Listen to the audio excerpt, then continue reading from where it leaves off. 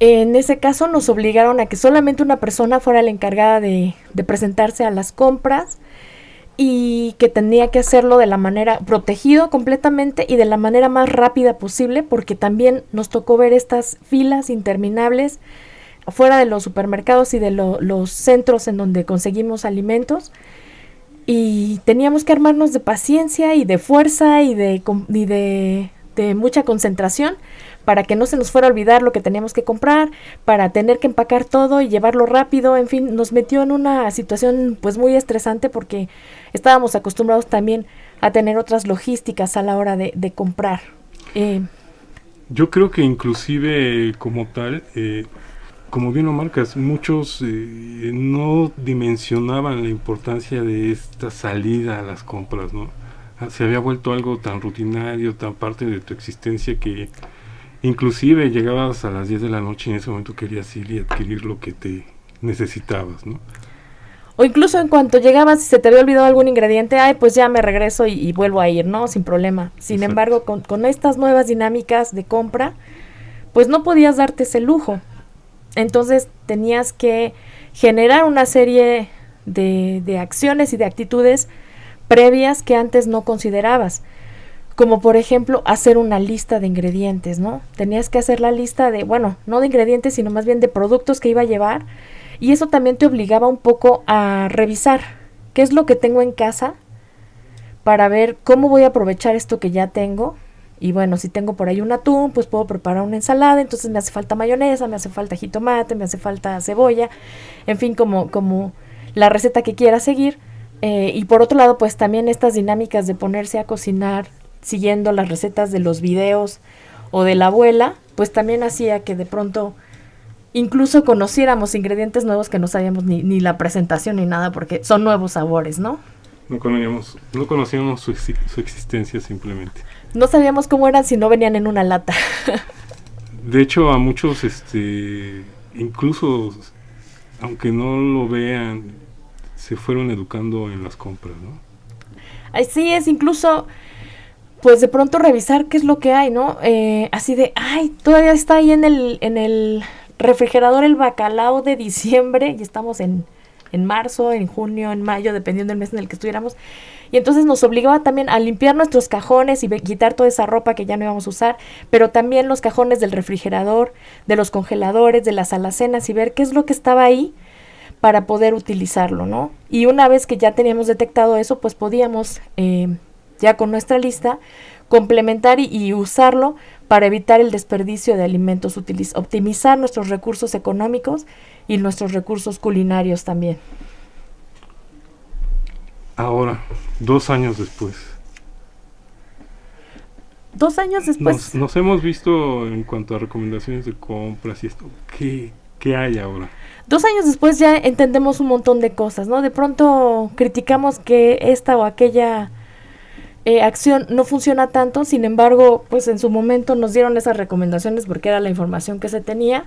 2 años después tenemos tenemos información más detallada, más avanzada, y entonces entendemos que debemos seguir haciendo sana distancia, debemos traer el cubrebocas, y bueno, también pasaba que de pronto había personas que dejaban las bolsas y los productos afuera de la casa y las rociaban con cloro y una serie de cosas que, pues, si no era una concentración adecuada, hasta peligroso podía ser. Y bueno, si eran productos perecederos, pues también el hecho de que los quitaras del frío por mantenerlos ventilados no era tan conveniente. Sin embargo, ahora ya entendemos que no es necesario que hagamos estas acciones. Platícanos. Vámonos paso a paso. ¿Cómo se deben hacer estas salidas al súper cuando sabes que vas a comprar una despensa tu despensa habitual? Bueno, primero necesitamos revisar nuestras alacenas y preparar esos espacios para recibir los alimentos. Y tenemos que hacer nuestra lista y revisar ahí en la lista si vamos a traer algunos productos que necesitan mantenerse fríos. Si es así, debemos prepararnos entonces con bolsas o hieleras, bolsas térmicas o algún material que nos ayude a que el frío permanezca en nuestros productos. Debemos considerar también que estos debieran ser los últimos que metamos al carrito para que pierdan la menor cantidad de frío en el transcurso de la compra y que sean los primeros que llegan a casa. Es muy importante no romper las cadenas de frío para que estos productos se permanezcan en la calidad que necesitamos y que no se vayan a convertir en un foco de posibles problemas, ¿no? Esta famosa cadena de frío, ¿cómo funciona? Bueno, funciona, el que hace los alimentos, el productor de alimentos, mantiene estos alimentos que generalmente son altos en proteína. Las proteínas, cuando están formados por aminoácidos, estos cuando se degradan o cuando se descomponen, generan estos compuestos que huelen mal, como cuando huele la leche podrida o el huevo pasado. Esos aromas así tan intensos y tan feos vienen dados por la descomposición de las proteínas.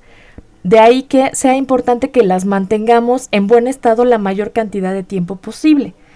Y la manera de hacer esto es mantenerlos por debajo de 4 grados centígrados, que es la recomendación de la refrigeración según la Organización Mundial de la Salud. 4 grados centígrados. Abajo de 4 grados. Okay.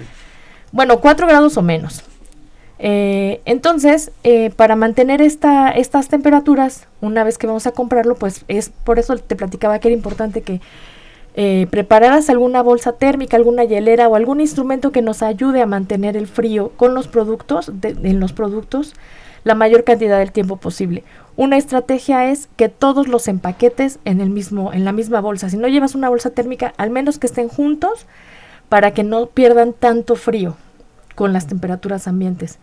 Otra recomendación podría ser que vayas a comprar tus alimentos en el punto más frío del día. Que bueno, en estos días tan calurosos es complicado buscar cuál va a ser el punto más frío, pero generalmente son muy temprano o muy tarde. Ahora, llego y lo primero que hago es ir al refrigerador para sacar estos productos y ya después continúo con lo demás. No, es justamente lo que tienes que hacer al final. Tú ya conoces perfectamente el lugar en donde compras tus alimentos, entonces ya sabes cómo son los pasillos o dónde está el puesto de frutas, de vegetales, ya sabes en la disposición que tienen los diferentes marchantes en el mercado o los diferentes productos en los anaqueles en un supermercado. Entonces, cuando haces tu lista, consideras esta ruta y al final vas a dejar a los productos perecederos. Y aquí estamos hablando de los productos lácteos, estamos hablando de los helados, de las carnes, pescados, pollo, todo esto que tiene un proceso de refrigeración. Vamos a procurar que los vamos a agregar justo antes de irnos a la caja para que esa pérdida de frío que van a tener por estar expuestos al medio ambiente sea la menor cantidad de tiempo posible para evitar que sus proteínas se degraden y que el producto pues nos vaya a durar menos tiempo en casa, ¿no? Viable. Sucede, ¿no?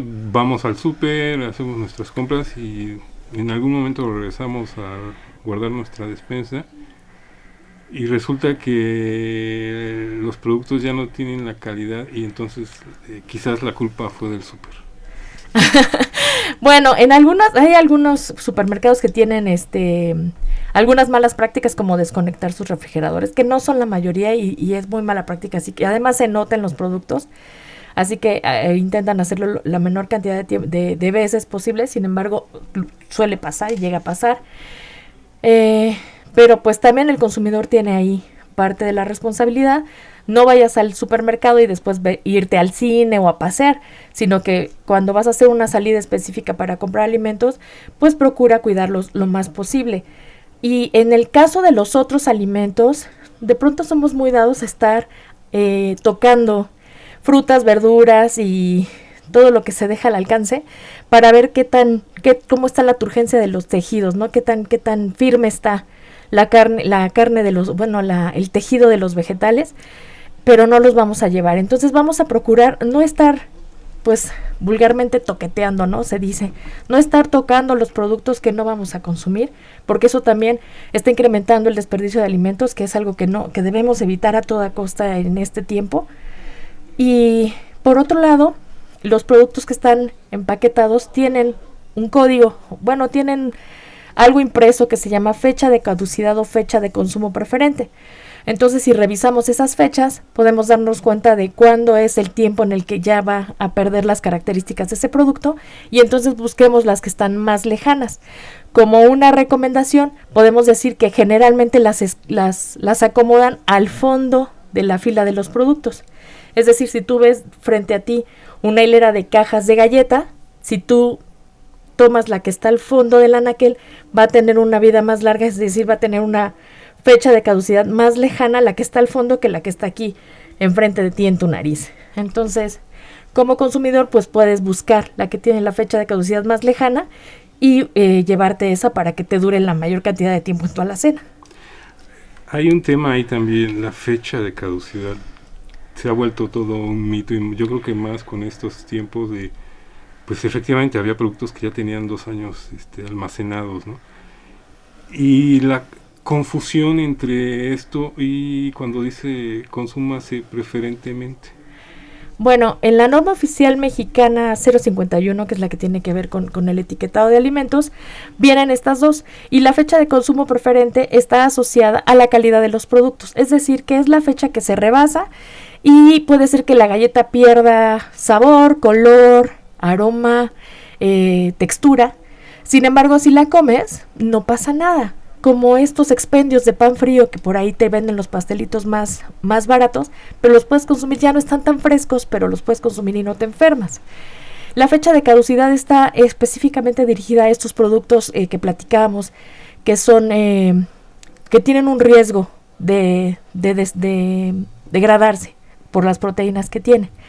Entonces ahí sí se recomienda que una fecha de caducidad vencida no se consuma, porque entonces sí hay riesgo de que te vayas a enfermar, porque hay componentes del alimento que ya se degradaron y entonces pudieran causar un daño a la salud. Qué interesante todo esto. Estamos con la química en alimentos. Ana Berenice de la Barrera Avilés.